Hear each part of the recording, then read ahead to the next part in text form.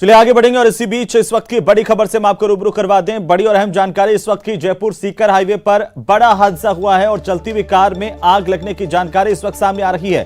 चौमू के उदयपुरिया गांव के पास यह हादसा हुआ। कार सवार 2 लोगों ने कूद करके अपनी जान बचाई है। दमकल की मदद से इस आग पर हालांकि अभी काबू पा लिया गया है। बड़ी जानकारी इस वक्त की जयपुर सीकर हाईवे पर यह हादसा, यहां पर एक कार में अचानक से आग लग गई। चलती हुई कार में आग लगने से अफरा तफरी का माहौल देखने को मिला।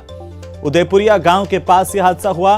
2 लोग इस कार में सवार थे जिन्होंने कूद करके अपनी जान बचाई है। दमकल को इस बात की जानकारी दी गई। इसके बाद मौके पर दमकल पहुंची। राहत की बात यह है कि अब इस आग को बुझा लिया गया है। बड़ी जानकारी है इस वक्त की, बड़ी खबर। उदयपुरिया गांव के पास यह हादसा हुआ। चलती कार में आग लगने से हड़कंप मच गया। 2 लोगों ने कूद करके अपनी जान बचाई है। दमकल की मदद से इस आग पर काबू पा लिया गया है, लेकिन कार जल करके खाक हो गई है। ये तस्वीरें हम आपको दिखा रहे हैं किस तरीके से चलती हुई कार आग की भेंट चढ़ गई। और अब खबर राजसमंद से, जहां पर कहा जा सकता है कि जाको राखे साइयां मार सके ना कोई। ये कोई कहावत नहीं है और ये कहावत एक बार फिर से यहां पर सही साबित हुई दिखाई दी है। दरअसल राजनगर क्षेत्र में घर के बाहर खेल रही 5 साल की बच्ची को एक बाइक सवार ने जान से मारने की नीयत से करीब 80 फीट गहरे कुएं में फेंक दिया, लेकिन आधे घंटे तक एक रस्सी के सहारे ये बच्ची अटकी रही और इसी बच्ची को 2 महिलाओं ने साड़ी की रस्सी बना करके बचा लिया। वहीं अब इस मामले में पुलिस आरोपी की तलाश कर रही है।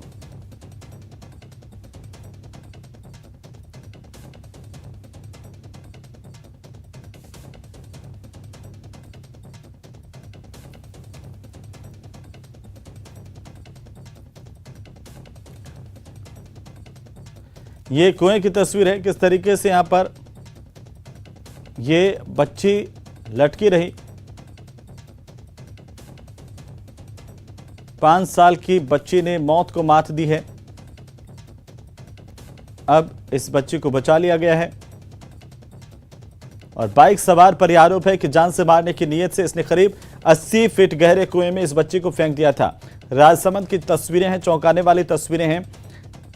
किस तरीके से एक बच्ची को जान से मारने की नीयत से कुएं में फेंक दिया था, यह आरोप है। हालांकि इसके बाद जैसे ही पता चला, महिलाओं ने साड़ी से इस बच्ची को बाहर निकाला, बचाया। 2 बजे मुझको कोई आदमी आई कि मुहाड़ी ओडू उभी भी तो मोटरसाइकिल तो घूमता ही ना, यानी बटर मेरे घूमने पास हूँ उभी रही तो हूँ रानंगर रह गई गाड़ी की मैं तो पास सारो काटा लगी पासी पुणा 3 बजे आई कूड़ा पे कि मीन सॉरी पापा पापा करी क्या वो एक गुड़िया कुएं में गिर गई है। फिर इनको बुलाया, फिर हम तीनों ने मिलके साड़ी खोल के उसको बांध के बाहर निकला। फिर आपको कैसे पता चला कि बच्ची वो आवाज लगा रही थी ओ पापा। तो फिर मैंने कुएं में झाँक के देखा। बच्चे मैंने हिसाब खेची बच्चे राम जी मैंने घुसिया और मैंने बने मैनू निकाली बच्चे बहाने मैंने साड़ी लारे हाथ पकड़ी बच्चे बहाने। तो चलिए सीधे हम आपके लिए चलते हैं मरु महोत्सव और सीधी तस्वीरें आपकी टीवी स्क्रीन तक पहुंचा रहे हैं। मरु महोत्सव की धूम, जैसलमेर के पोखरण में रंगारंग कार्यक्रम का आयोजन इस वक्त किया जा रहा है। आज से मरु महोत्सव का आगाज और साथ ही साथ कैबिनेट मंत्री शाले मोहम्मद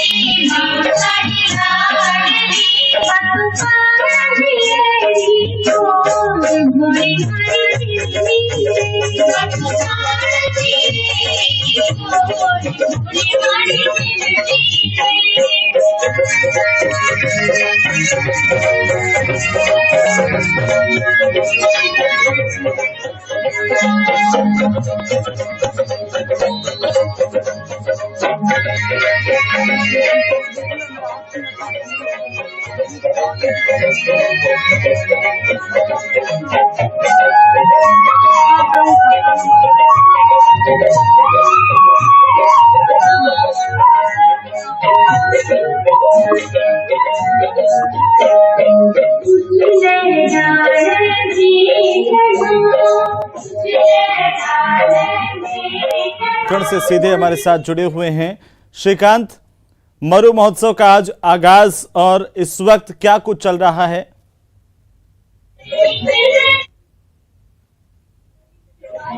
मरु महोत्सव का पोखरण से आगाज हो चुका है और सांस्कृतिक कार्यक्रम जो है वो यहाँ पर चल रहा है। मैं आपको दिखाना चाहूंगा किस तरह से जो है वो सांस्कृतिक कार्यक्रम यहाँ पर चल रहे हैं और जो है वो आगाज हो चुका है। मरु महोत्सव को लेकर तैयारियां जोरों पर थी और मिस्टर पोखरण और मिस पोखरण के लिए जो है कॉम्पिटिशन जो है हमें इंतजार है रिजल्ट का।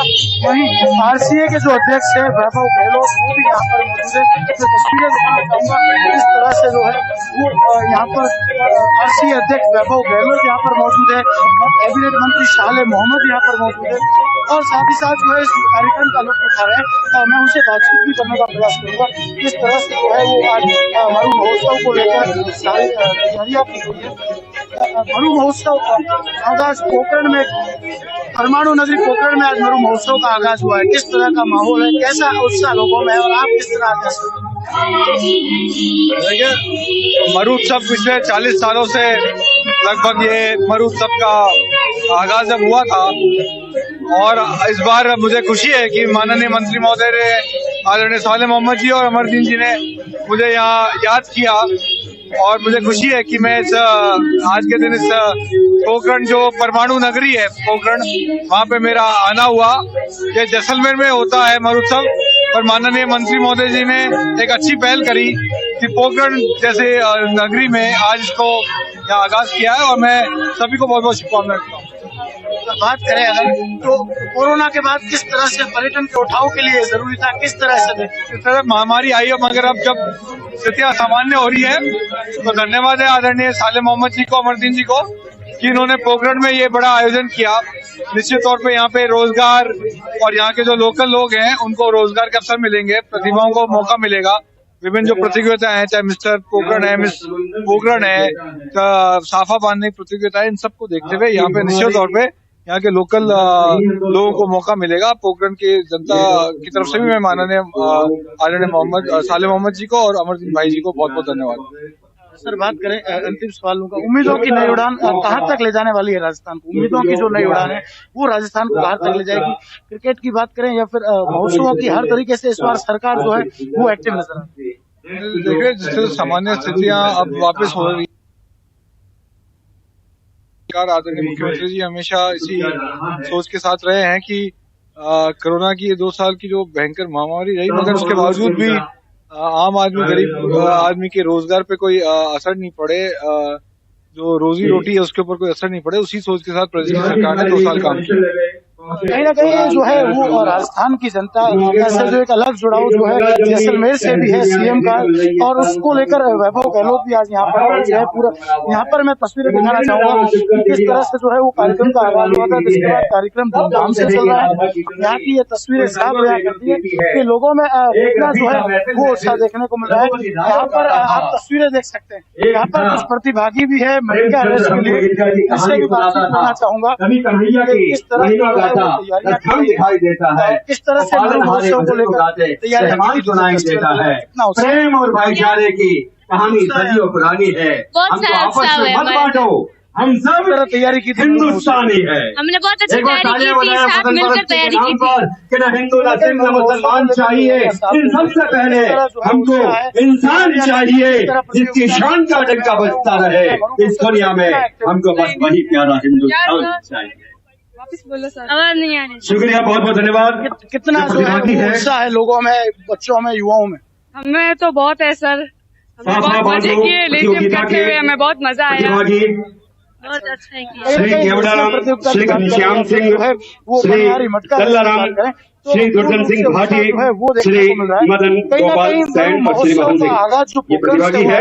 उससे पोखरण के पर्यटन को भी एक विशेष और पहचान जजेस जो है जिसको लेकर एक निर्णायकगण श्री अविनाश जी, 2019 में फिर लंबे वक्त तक जो है डिप्टी कमांडेंट पोखरण में कार्यक्रम BSF, इस बार फिर श्री पोखरण को मोटाराम जी चौधरी, तो कहीं न कहीं दवाई एसपी साहब, और कोरोना के पोखरण बाद ये और श्री अशोक जी कहीं न कहीं तहसीलदार वो हरियाणा, नगरी जैसलमेर श्री अविनाश जी, मोटाराम जी चौधरी साहब और अशोक जी, तीनों जजेस का सम्माननीय बिल्कुल श्रीकांत, देखिए हर निर्णायकगण साल का ये हार्दिक अभिनंदन है इस बात आयोजन किया जाता है मरु महोत्सव का, और हर किसी को इंतजार रहता है, न सिर्फ जैसलमेर के लोगों को बल्कि बाहर से जो पर्यटन के तौर पर पर्यटक आते हैं उनको भी इस बात का इंतजार रहता है कि कब वहां पर मरु महोत्सव का आयोजन किया जाएगा।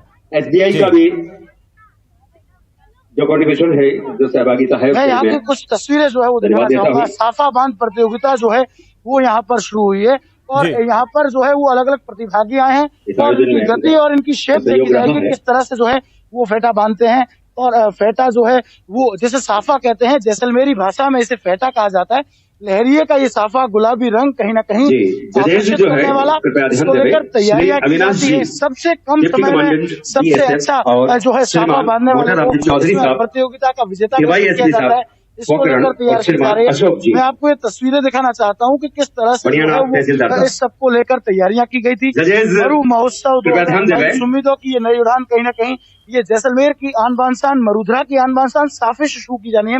साफा जो है वो कहीं ना कहीं परंपरागत है, ये बताता है कि व्यक्ति किस क्षेत्र से आया है, किस समाज से आया है, वो किस कम्युनिटी का है, ये सब कुछ जो है ये साफा प्रदर्शित कर देता था।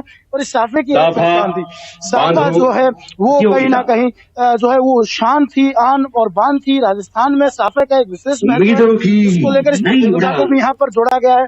और आप देख सकते हैं किस तरह से जो है मरु महोत्सव में साफा बांध प्रतियोगिता में प्रतिभागी जो है वो उत्साहित है। अपने अपने साफों को तैयार कर लिया गया है। सबसे कम समय में और सबसे सुंदर साफा बांधने वाले व्यक्ति को जो है वो विजेता घोषित किया जाता है।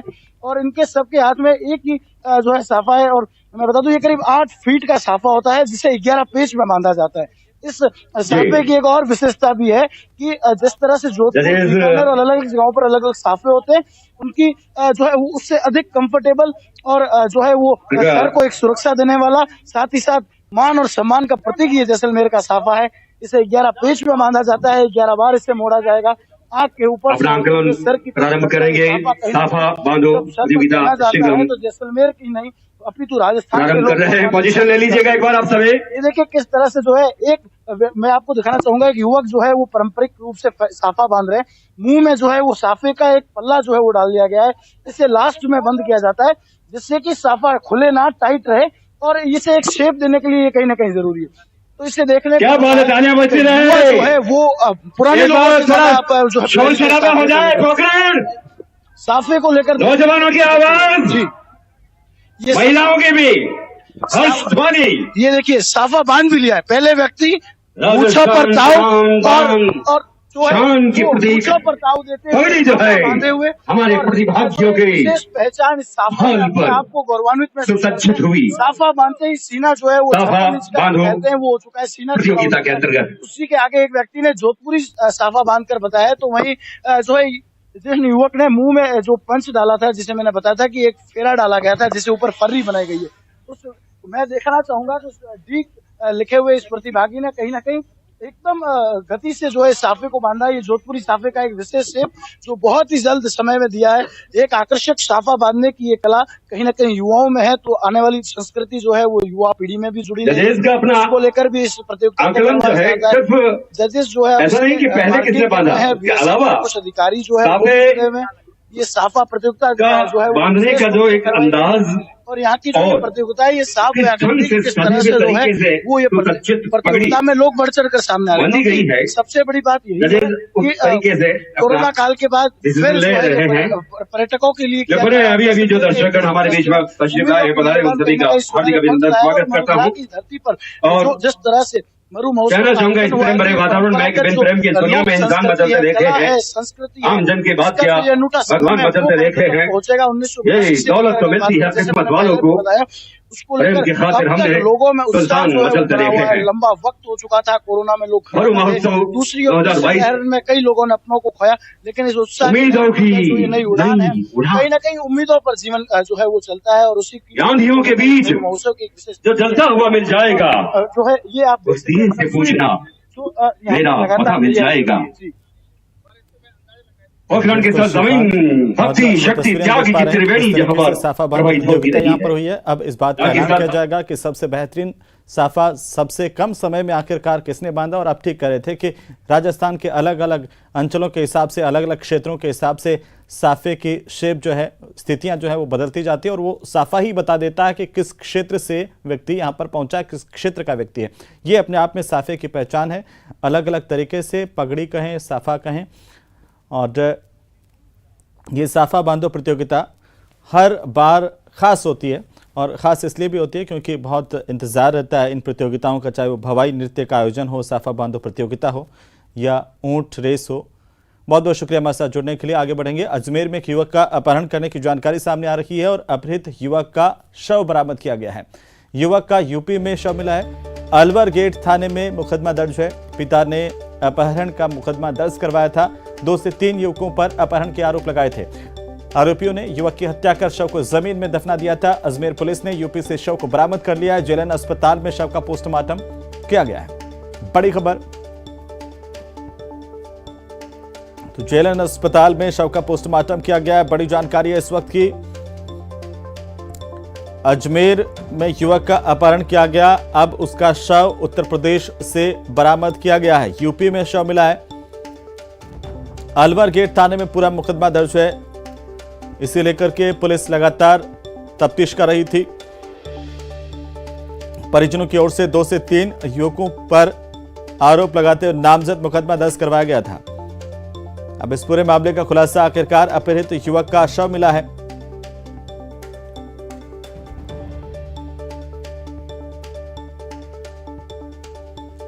और इसी बीच एक और बड़ी खबर, जहां पर प्रदेश में 2 कारोबारी समूहों पर आयकर विभाग के छापे का मामला पिछले लगातार 3 दिन से कार्रवाई जारी थी और इस वक्त जो जानकारी मिल रही है उसके मुताबिक 23 ठिकानों पर आयकर जांच अब खत्म हो गई है। आवास और मुख्य दफ्तरों पर टीमें अभी भी मौजूद हैं। 4 करोड़ से अधिक की नकदी जब्त की गई है। छापों में 1 दर्जन लॉकर्स का भी पता चला है। काली कमाई के आयकर टीमों को सबूत मिले हैं। करोड़ों रुपए की काली कमाई उजागर हो सकती है, खुलासा हो सकता है। आयकर विभाग की तरफ से जो जानकारी मिलेगी उसमें स्थितियां साफ होती हुई नजर आएंगी, लेकिन जो अभी जानकारी है प्रारंभिक तौर पर उसके मुताबिक 23 ठिकानों पर आयकर की जांच अब खत्म हो गई है और आवास और मुख्य दफ्तरों पर अभी भी टीम मौजूद है। 4 करोड़ से अधिक की नकदी आयकर विभाग की ओर से जब्त की गई है। इन दोनों कारोबारी समूह के अलग अलग ठिकानों से लगातार पिछले 3 दिनों से कार्रवाई प्रदेश में जारी है। तो वहीं राजधानी जयपुर में फर्जी बिल बनाने वाले रैकेट का भंडाफोड़ हुआ है। मोबाइल फोन के फर्जी बिल बनाने वाली गैंग का पर्दाफाश पुलिस ने किया है। पुलिस ने फर्जी बिल बनाने वाले रैकेट का खुलासा किया है। ब्रांडेड कंपनियों के मोबाइल का फर्जी बिल बनाते थे आरोपी और अब पुलिस की गिरफ्त में हैं। इनके साथ ही मोबाइल फोन बेचने और छीनने वाली गैंग पुलिस ने पकड़ी है। आज दोपहर को 1 बजे संजय सर्किल थाने में प्रेस कॉन्फ्रेंस की जाएगी पुलिस की तरफ से और उसमें तमाम जानकारी दी जाएगी। वारदात का खुलासा डीसीपी नॉर्थ करेंगे। गैंग में शामिल 8 आरोपियों की गिरफ्तारी की गई है। तो डीसीपी नॉर्थ प्रेस कॉन्फ्रेंस करेंगे दोपहर को 1 बजे और इस पूरी गैंग की जानकारी मीडिया को देंगे। उधर चित्तौड़गढ़ में निर्माणाधीन मंदिर में हादसा होने की खबर मिल रही है। हादसे में 2 मजदूरों की मौत हुई है और 3 मजदूर घायल हुए हैं। घायलों को अस्पताल पहुंचाया गया जहां पर उनका इलाज शुरू किया गया। मौके पर रेस्क्यू ऑपरेशन अभी भी जारी है। मातृकुंडिया में मंदिर निर्माण का काम चल रहा था और इसी दौरान सामान चढ़ाने के दौरान सीढ़ी टूटने से हादसा हुआ। बड़ी खबर इस वक्त की जिले के रासमी उपखंड की घटना है। जिले के रासमी उपखंड में मातृकुंडिया में मंदिर निर्माण के दौरान हादसा हुआ है। सीढ़ियां टूटी जिससे हादसा हुआ और इस दौरान अभी बचाव और राहत का काम जारी है। तो रेस्क्यू ऑपरेशन अभी फिलहाल किया जा रहा है। 3 घायलों को अस्पताल पहुंचाया गया है। 2 लोगों की दर्दनाक मौत हुई है। सीढ़ियां टूटने से हादसा हुआ जिसमें 2 मजदूरों की जान गई है।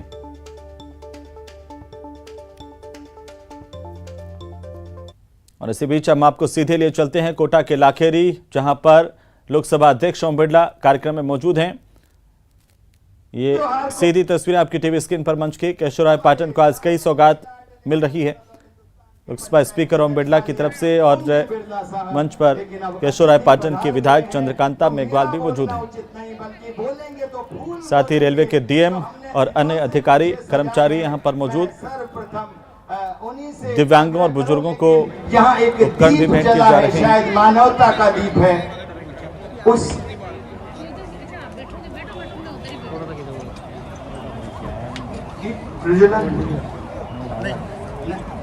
जी तो लीजिए, हमारे पलक पावड़े हमने जो प्यार से गूंथे हैं, उन्हीं फूलों से स्वागत अभिनंदन करते हैं हमारे पावड़ों का। और मैं इसी क्रम में निवेदन करना चाहूंगा माननीय Ajay ji Chaudhary, deputy general manager एलिम को, माननीय अजय जी चौधरी लोकसभा अध्यक्ष माननीय श्री ओम बिरला साहब को पुष्प गुच्छ भेंट कर रहे हैं। ये आत्मिक अभिनंदन और निवेदन है डॉक्टर राजेश दास जी जो कि एलिमको से हैं, माननीय जो विशेषाधिकारी हैं राजीव जी दत्ता साहब, आप पहले आपने स्वागत किया। एक पौधा जो पर्यावरण का प्रतीक है, अब माननीय डॉक्टर राजेश दास जी से निवेदन कि वे माननीय राजीव जी दत्ता साहब जो कि लोकसभा अध्यक्ष के विशेषाधिकारी हैं। चलिए हमारी लाडली विधायिका माननीय चंद्रकांता जी मेघवाल के स्वागत के लिए निवेदन श्री राजेश दास जी जो कि एलिमको से, अजय जी चौधरी साहब उनका स्वागत कर रहे हैं। बहुत बहुत स्वागत अभिनंदन निवेदन माननीय जो विशेषाधिकारी बना रहे हैं राजीव जी दत्ता साहब, उनका भी स्वागत पुष्प गुच्छ भेंट कर राजेश दास जी एलिमको, अजय जी स्वागत कर रहे हैं। बहुत बहुत स्वागत अभिनंदन। शीतल लाल जी राणा साहब जो कि जिलाध्यक्ष हैं बूंदी के। मैं चलिए इसी के साथ ही इस बुलेटिन में फिलहाल इतना ही। नमस्कार।